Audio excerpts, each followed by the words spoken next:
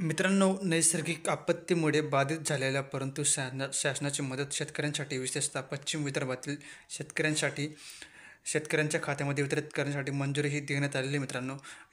2024मध्ये राज्यातील विविध मोठ्या प्रमाणात नैसर्गिक आपत्तीमुळे ज्या राज्यामध्ये अतिवृष्टी असेल, गारपीट असेल किंवा इतर काही नैसर्गिक आपत्ती शेतकऱ्यांच्या मोठ्या प्रमाणात नुकसान झालं होतं आणि त्याच्यासाठी मागणी करण्यात आलेल्या प्रस्तावानुसार वेगवेगळ्या JRच्या माध्यमातून ही नुकसान भरपाई मंजूर करण्यात आलेली आहे मित्रांनो.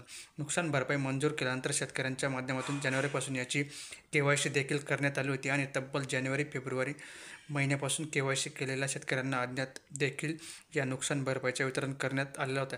याच्यामध्ये एप्रिल-मे महिन्यामध्ये KYC केलेले शेतकरीसुद्धा आध्यात्मिक मदतीच्या प्रतीक्षेत होते.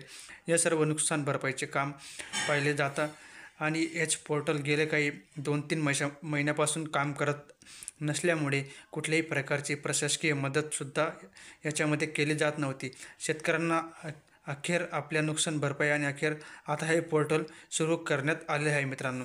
एकंदरीत राज्यातील विविध जिल्ह्यामध्ये शेतकऱ्यांची 425 कोटी रुपयांची नुकसान भरपाईचे वितरण बाकी करण्यात आलेले होते आणि याच्यामध्ये 225 कोटी यावर्षी केलेले आहेत.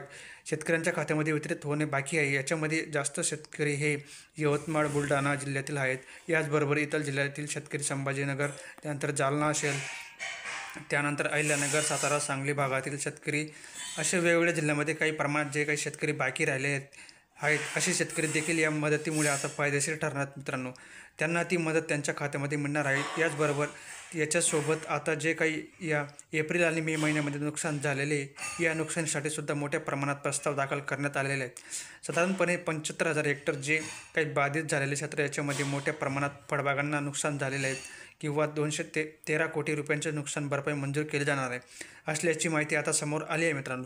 लवकरात लवकर याच्या संदर्भातील माहिती आपण जाणून घेण्याचा प्रयत्न करणार आहोत आणि जसे काही नुकसान भरपाई खात्यामध्ये वितरित करायला सुरू केल्यानंतर शेतकऱ्यांच्या माध्यमातून आपल्याला त्याच्याबद्दल देखील अपडेट घेण्याचा प्रयत्न आपण करणार आहोत मित्रांनो. शेतकऱ्यांना वितरण झालं असेल तर कोणत्या खात्यांमध्ये झालेले किंवा त्याच्याबद्दलची माहिती काय असेल ती सुद्धा आपण दाखवण्याचा प्रयत्न करणार आहोत मित्रांनो. तशी काही माहिती आल्यास आपण लवकरात लवकर व्हिडिओच्या माध्यमातून तुम्हाला तसं मेसेज पाठवू मित्रांनो. तर जय हिंद, जय महाराष्ट्र.